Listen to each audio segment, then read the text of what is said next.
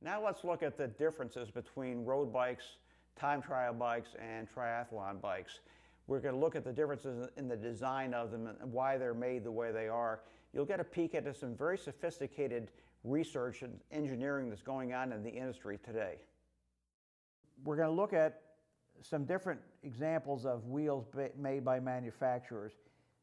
Cervelo has a beautiful high-end racing road bike, the R5 on your left, and on the right is the time trial triathlon bike that Cervelo makes. That's the P3.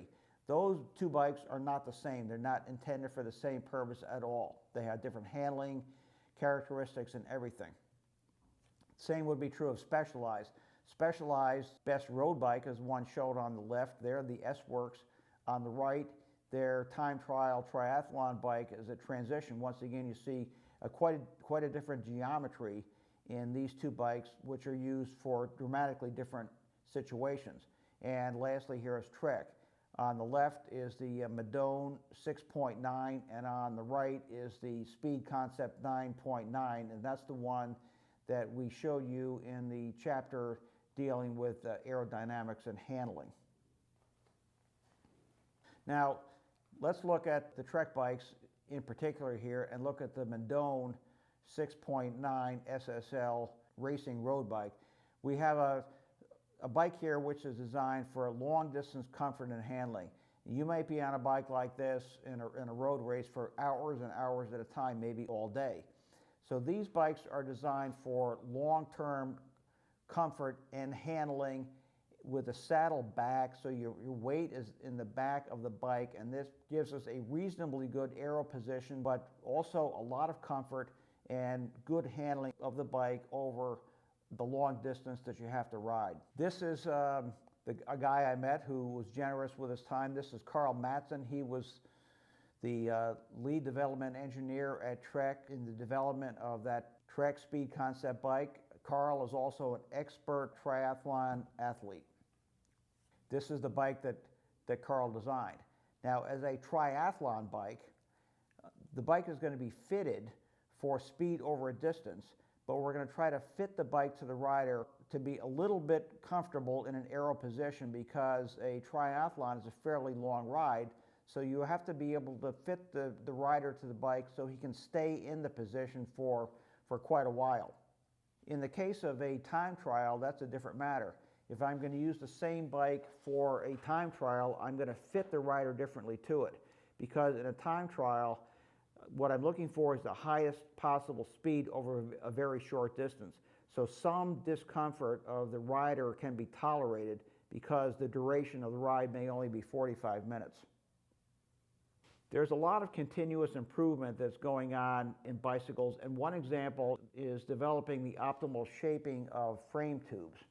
UCI, which is the international governing body of cycling racing, has some rules that are designed to keep the sport safe and keep riders safe. One of those has to do with dimensions of down tubes. Maybe I have a bluff object on my bike in the form of a cylindrical or round down tube. If I do, I have a lot of drag from my round object, but I have a nice strong tube also. Nice strong cylindrical down tube is going to make a strong tube frame. Supposing I decide that this is a much more aerodynamic position, a much more streamlined position for my down tube. It's definitely more streamlined, it's more aero, but may not be strong enough because I'm going to get more side-to-side flexing of the tube. So what UCI has done is they've come up with a 3-to-1 rule to make sure that the design of cyclists and frame designers to get ever more speed out of a bike doesn't go to the point of making the bike unsafe. And that's what this 3-to-1 rule is designed to ensure. So what this means is, let's say I have the wind coming like that.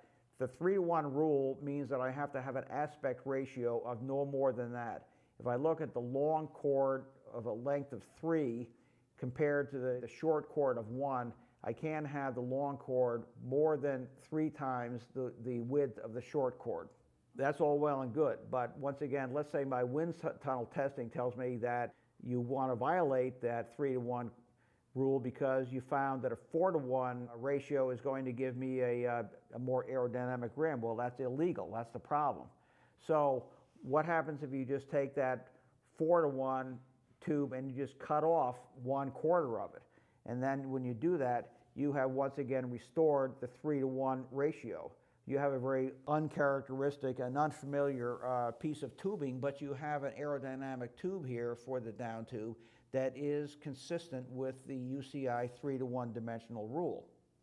And this is what Trek has done in the development of what's called their Camfoil Virtual Foil, or KVF. So we're looking here at the airfoil cross-section, and I actually took one of these bikes and did some measurements. In the down tube, what I measured was actually a dimension of 81 millimeters by 27 millimeters, and that is consistent with the 3-to-1 rule. But it has, the back of the tube is cut off, as shown in the diagram above, so I get the benefits of the aerodynamic design of a deeper section down tube without violating UCI rules. In the case of the front fork, I made some measurements there in the middle of the fork. Once again, I found consistency with the 3-to-1 rule enforced by UCI. Wind tunnel testings bear this out. In the case of the first diagram there, that's a cylindrical tube. That would be my cylindrical down tube. And I get a predictably high drag from that round seat tube or round down tube. And I see that wide wake there with that yellow arrow. If I go to the second diagram, I have an oval tube. It's not quite as arrow as it looks, but it's better than the round one. But I still have a wide drag wake. And over here, if I go to the fourth one, there we have a very narrow down tube, very narrow drag wake, but we violate our 3-to-1 rule. Whereas here in this one here, this is the cam tail. We have a virtual tail. The tail is not really there, but the tube thinks it's there, and we get a narrow wake that is consistent, once again, with the 3-to-1 rule. The same principle is used in some car designs. If you look at the back of a Toyota Prius as an example, you see that the back of the car looks like it's sort of chopped off. Aerodynamically, the car thinks that it has a tail with a nice taper behind it, but it actually doesn't.